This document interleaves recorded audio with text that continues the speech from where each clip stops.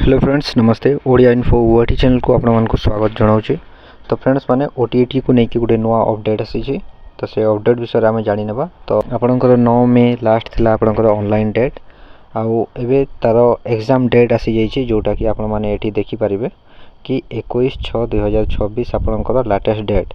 तो ओटीटी जोटा fast paper आउ सेकंड पेपर को लेकिन जो डेट आपंकर आसी जाइए सेटा हला 21/6/2026।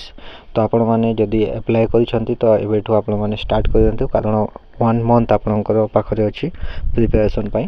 आउ पेपर 1 रो जो एग्जाम हेबो सेटा आपनकर टाइमिंग हला 9 am रु 11:30 am एठी देखंतु आपण माने। आउ पेपर 2 रो टाइमिंग हला 2 pm रु 4:30 pm। ओके तो आपनकर जोटा कि एडमिट कार्ड आपनकर केबे आसीबो एडमिट कार्ड आपनकर 9/6/2026 रे माने आपनकर जून मास रे गला नेक्स्ट मंथ रो 9 तारिख रे आपनकर एडमिट कार्ड आसी जिवो।